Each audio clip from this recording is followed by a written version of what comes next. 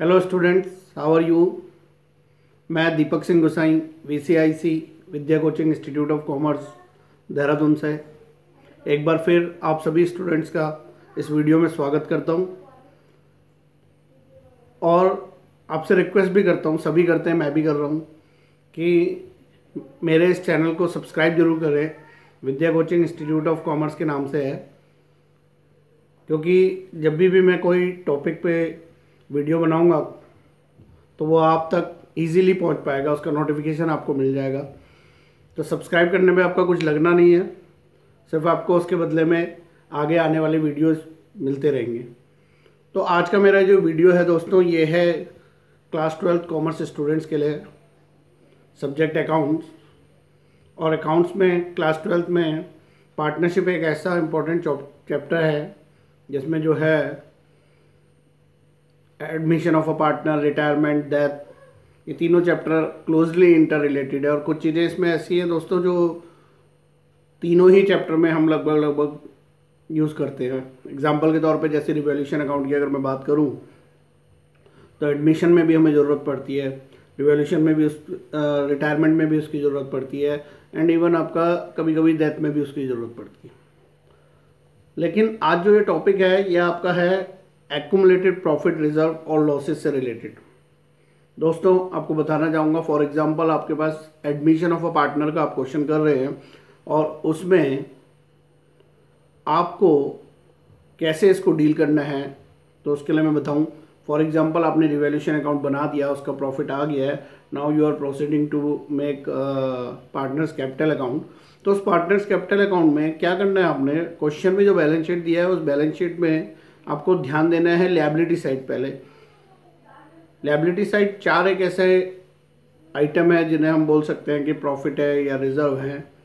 अगर ऐसा कोई दिया है एक्यूमुलेटेड प्रॉफिट रिजर्व, तो हमें उससे डिस्ट्रीब्यूट करना है पार्टनर्स कैपिटल अकाउंट में। मैं अभी आपसे एडमिशन ऑफ अ पार्टनर की बात कर रहा हूँ और वो चार आइटम हैं आपके: general reserve, workman compensation reserve और फंड, इन्वेस्टमेंट फ्लक्चुएशन रिजर्व और फंड, एंड P&L अकाउंट। ये चार ऐसे आइटम है, अगर आपके बैलेंस शीट में दिए हैं तो आपको कुछ नहीं करना है, आपको इसे उठा के पार्टनर्स कैपिटल अकाउंट के क्रेडिट साइड में पोस्ट कर देना है। लेकिन सिर्फ ओल्ड पार्टनर्स को, नए पार्टनर को नहीं। A एंड B पार्टनर थे ओल्ड, नया पार्टनर आया C, तो you have to distribute this general reserve, workman compensation reserve, investment fluctuation reserve, P&L account, whatever given to you in your question in balance sheet in liability side, that you have to post in the credit side of the partners capital account. And what you will write down, by general reserve A and B में बांट दिया, for example 3:2 ratio था। Investment fluctuation reserve A और B में बांट दिया। इसी तरीके से आपको ये बांटना है। मैं बात कर रहा हूँ जब आपको ये बैलेंस शीट में दिए हैं और आपको बांटना है और इससे रिलेटेड कोई एडजस्टमेंट नहीं दिया है नीचे। एडजस्टमेंट होगा तो वो थोड़ा डीलिंग उसकी अलग हो जाएगी, लेकिन वो भी हम बताएंगे आगे आपको। उसके बाद आपको ध्यान देना है दोस्तों एसेट साइड में, कि एसेट साइड में कोई एक ऐसा आइटम है जिसे आपको पोस्ट करने की ज़रूरत पड़ेगी पार्टनर्स कैपिटल अकाउंट में। तो उसके लिए आपको दो होते हैं मेन वैसे, एक होता है एडवर्टाइजमेंट सस्पेंस अकाउंट और एक होता है P&L अकाउंट। अब आप बोलेंगे P&L अकाउंट लायबिलिटी साइड में भी है और एसेट साइड में भी है, तो हाँ, जो P&L अकाउंट हम लायबिलिटी साइड में शो करते हैं वो हमारा प्रॉफिट होता है, लेकिन अगर कंपनी को लॉस है तो वो एसेट साइड में शो करना पड़ता है, and that is P&L account.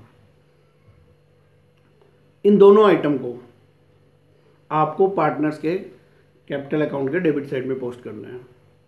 क्या लिखना है? टू P&L अकाउंट, बांट देना है A और B में ओल्ड रेशियो में।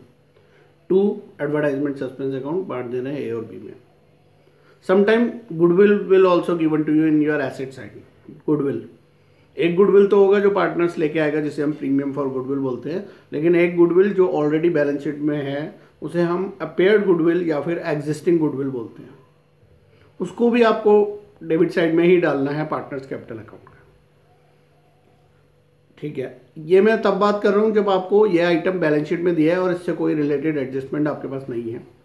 गुडविल का होगा बट डजंट मैटर। ये वाली गुडविल जो है उससे, एडजस्टमेंट वाली गुडविल से, जो नया पार्टनर गुडविल लेके आया उससे कोई लेना देना नहीं है। तो अगर एडजस्टमेंट आपको आती हैं तो इसमें दो चीज़ों से रिलेटेड आएंगी सिर्फ।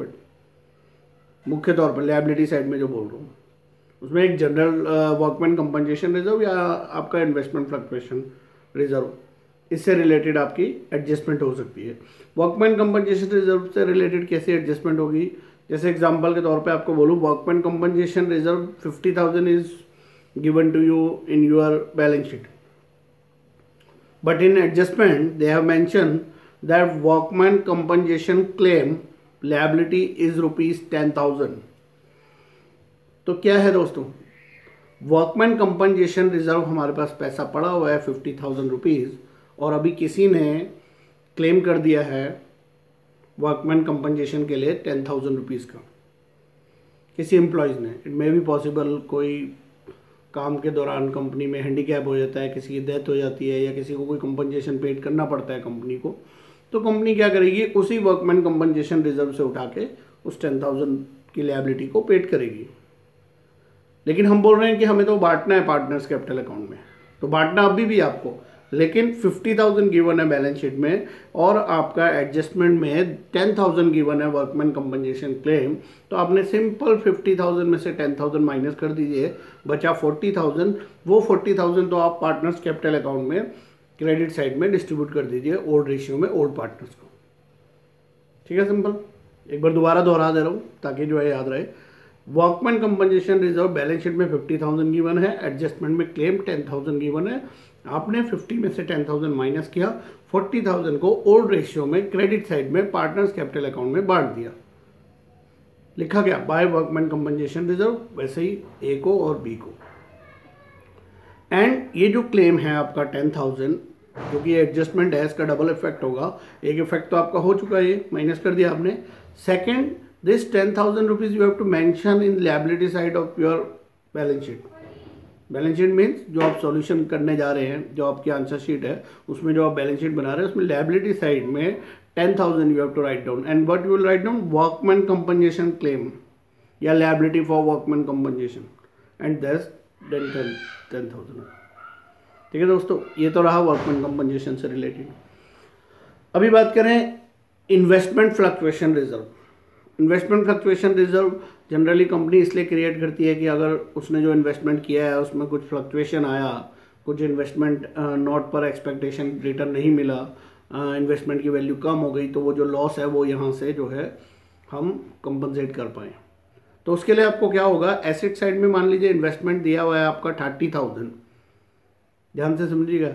एसेट साइड में आपको इन्वेस्टमेंट दिया हुआ है 30,000 और नीचे आपको एडजस्टमेंट दिया है कि market value of investment now to be 20,000, कि पहले इन्वेस्टमेंट की वैल्यू 30,000 है और अब उसकी मार्केट वैल्यू 20,000 हो गई है। तो जनरली लॉस हो रहा है आपका इन्वेस्टमेंट में, लॉस हो रहा है। कैसे लॉस हो रहा है कि आपका 30,000 का इन्वेस्टमेंट अब 20,000 का हो गया, तो लॉस कितने का हो रहा है यहाँ पे, 10,000 रुपये का। तो इस लॉस से बचने के लिए हमारे पास इन्वेस्टमेंट फ्लक्चुएशन रिजर्व है। तो इन्वेस्टमेंट फ्लक्चुएशन रिजर्व में एक एग्जांपल के तौर पे अगर मान लीजिए मैं बोलूँ 15,000 है, तो उस 15,000 में आपको जो है 10,000 रुपीज़ प्लस कर देने हैं, क्योंकि जो लॉस आपका हुआ बच्चे 5,000 रुपीज़, वो 5,000 रुपीज़ आपको डिस्ट्रीब्यूट कर देने हैं। दोबारा बोल रहा हूँ, इन्वेस्टमेंट फ्लक्चुएशन रिजर्व 15,000 दिया है लायबिलिटी साइड में, और आपका जो इन्वेस्टमेंट में लॉस हो रहा है वो 10,000 का है, तो 15 में से 10,000 लेस कर दिया, 5,000 जो बचा वो हम डिस्ट्रीब्यूट कर देंगे क्रेडिट साइड में पार्टनर्स कैपिटल को। और तो स्टूडेंट, ये टॉपिक जो था आज का आपका accumulated profit reserve and losses, आपको कैसा लगा कमेंट जरूर करिएगा।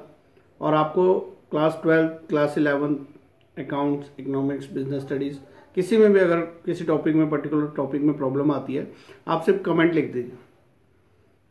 उस कमेंट से मैं ये जान पाऊँगा कि आपको कौन सा वीडियो आपके सामने लेकर आऊँ, और मैं ज़रूर लेके आऊँगा, कोशिश करूँगा।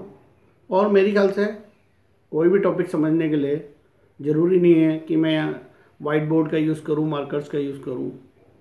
सिर्फ आपका माइंड जो है, क्या मैं बोल रहा हूँ उसको ध्यान से सुने तो आपको बहुत इजीली समझ में आएगा। और वीडियोस जब भी इस टाइप का एक्सप्लेनेशन आप सुन रहे हो, बेटर है कि आप ईयरफोन लगा के सुने, उससे आपका कंसंट्रेशन पूरा का पूरा वीडियो में रहेगा। आपको बार बार ये नहीं बोलना पड़ेगा अरे चुप हो जाओ भाई, मैं वीडियो देख रहा हूँ, मैं लेक्चर सीख रहा हूँ, सर से आप चुप हो जाओ, आप चुप हो जाओ, ये सब नहीं बोलना पड़ेगा आपको। तो ईयरफोन लगा के सुने और सब्सक्राइब जरूर करें Vidya coaching institute of commerce PCIC। ठीक है, okay, best of luck, bye.